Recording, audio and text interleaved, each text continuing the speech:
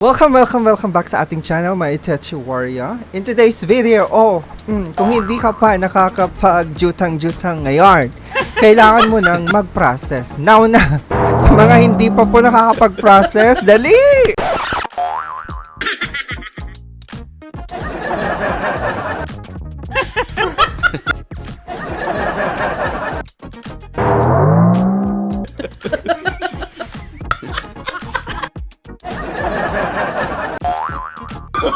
Oh, no.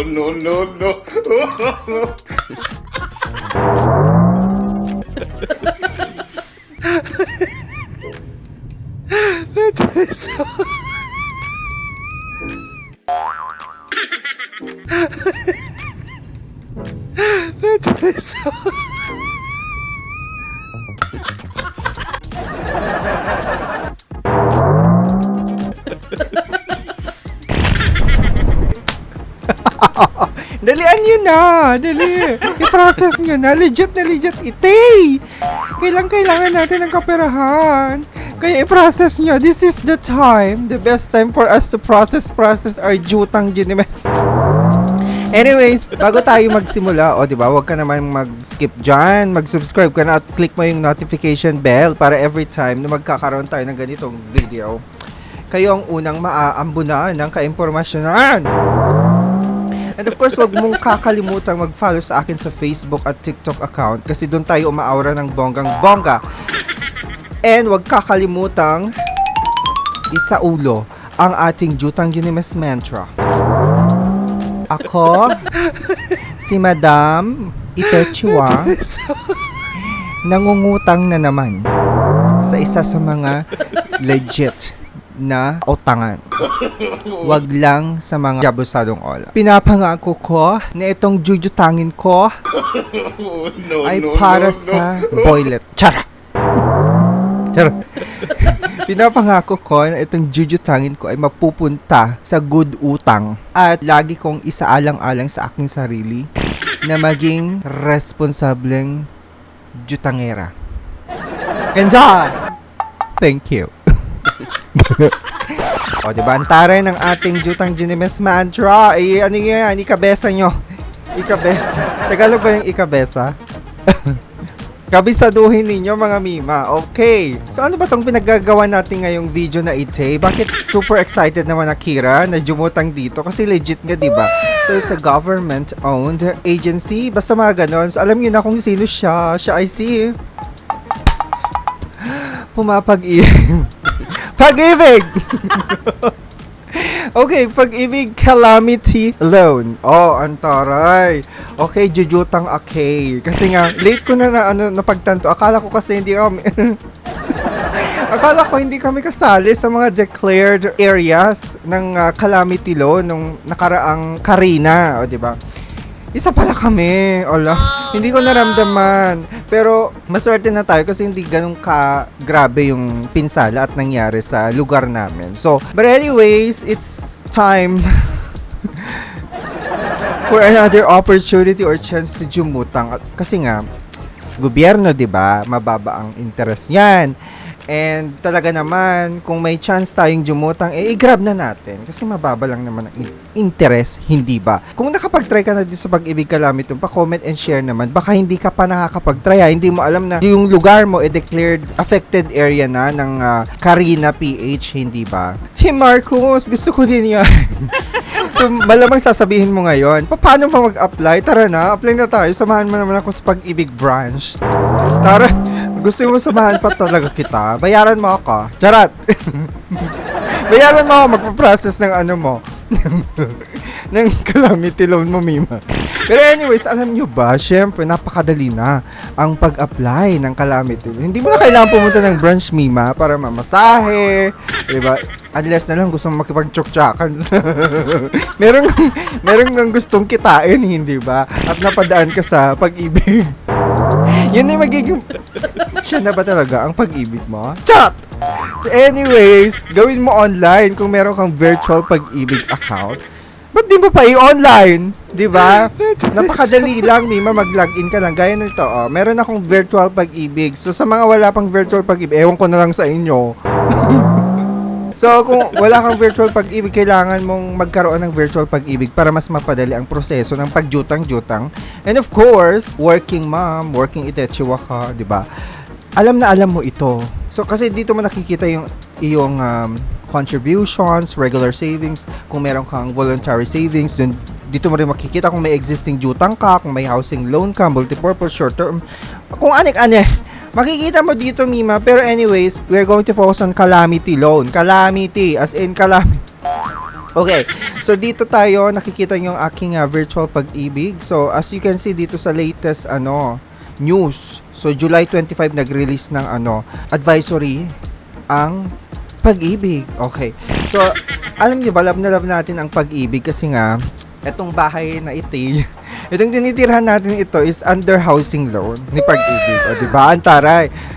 Ang bilis kong ma-approve that time. Iba talaga pag may pag-ibig ka. O, taray. Ano ba talaga yung calamity loan, Team Marco? Well, the Pag-ibig Calamity Loan is one of the agency's short-term loan programs. It's one of the agency's short-term loan programs designed to provide relief and support to members residing or working in areas declared under a state of calamity.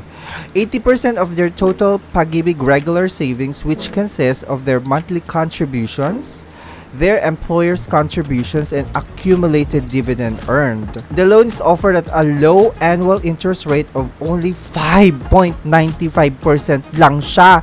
Yearly na yun Hala, saan ka makakakita ng 5.95% na annual interest rate? With payment terms of 24 or 36 months. With the first payment deferred for 2 months. O diba? Hindi ka pagbabayarin ng first 2 months. So, mag-start ka na lang siguro after 2 months mong makuha yung jutang mo. O, diba? Ganun ang pag-ibig. Talagang maasahan. Subok ko na kasi lagi akong jumujutang dito. Renew ako ng renew kay pag-ibig. Okay, anyways. Pag-ibig Calamity Loan ready for members affected by Typhoon Karina. So, noong July 25, 2024, Pag-ibig Fund has announced the immediate availability of its Calamity Loan to assist members affected by Typhoon Karina.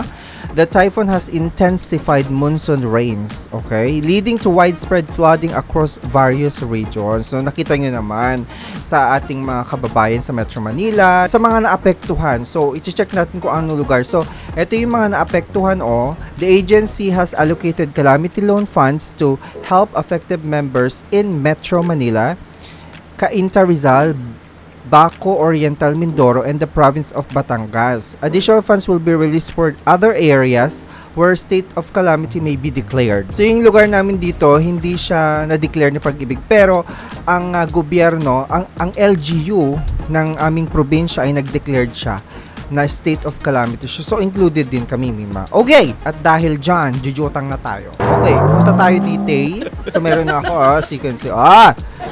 Okay, dito makikita nyo yan. Meron tayong, nakikita yung products dyan. May regular savings, MP2 savings, housing loan, multipurpose.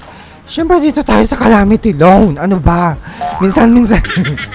minsan lang tayo magkaroon ng ganito Di ba?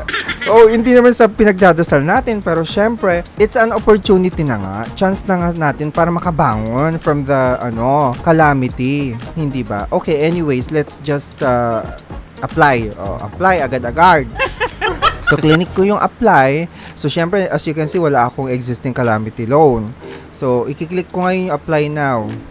Ay! Ganyan. Ang taray. So, loan term. Okay, check natin. So, pwedeng 2 years or 3 years. 2 years naman at saka 3 years talaga mostly yung loan term ni Pag-ibig. So, pipiliin ko 2 years. 24 months lang, Mima. Hindi ko makita yung lugar ko. Kasama ba talaga ako? Ay, nakita ko na. Okay, syempre pinili ko ang 2 years. So, that's 24 months. So, may total savings na rin kasi ako na, ang taray, 42,435. And kinembular. Diba? Ay, may ganun. May pa-contributions na akong lumalagablab. Taray. So, ang loan entitlement daw, 80% of total accumulated value. Ay, ganun. So, magkano yan? Basa, 33,948.34. So, yan yung aking majujutang sa calamity loan. Okay.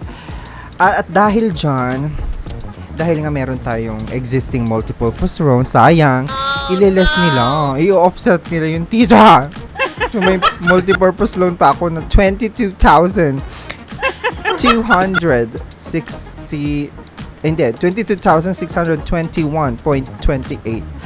Ililes nila dyan, less aggregate loan balance. Okay, syempre yun lang yung meron ako, Okay. Kaso hindi naman nila pwedeng i-deduct yung sa housing loan ko, 'di ba? Magne-negative. Yung housing loan, million, tapos i-deduct ko. Ano yun? Okay, aggregate loan entitlement. Ito yung magiging net ko. 11,327 pesos and kinembular cents. O, diba? Yan, yung magiging ko, net. Walang kaltas. Buong makukuha. Hindi lang 7 days, hindi lang 30 days. 24 months. Ayan, net proceeds is subject to change based on the net confirmed by your employer, your employer's policy on the minimum take home, if any, or based on the evaluation of okay, pwedeng tumaas to kasi nga, syempre may ako, padagdag yung di ba? Yung contributions natin. So anyways, i-check natin, pero ito talaga yung feeling ko ito na yun, 11,327.06. Okay, dahil dyan, meron akong loyalty card plus. So, kaya kayo, kapag magjujutang kayo sa pag-ibig, make sure na meron na kayong loyalty card plus.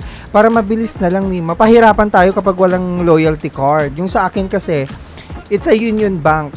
Okay? Yung banko niya is issued by Union Bank. Yung sa akin. Dati kasi naging, DBP dati. Hindi na nila tinatanggap yon. Kaya, update ko siya to Union Bank. So, yun na yung loyalty card ko. Okay, isi-select ko yan, Mima, ha? So, eto yun. Union Bank, diba? Taray. So, click here to indicate that you have read and agree to the Pag-ibig Fund Calamity Loan Application Agreement. Siyempre, agad-agad yan. I-click ko na yan. Tapos, isa-submit ko na. Submit! Submit Calamity Loan. Yes! Ay! May pa one-time pin. Nandyan. Gamit ko yung cellphone, Mima. Dito. Ayun siya. Hindi ko kita. Sandali. Ayun na siya. Okay.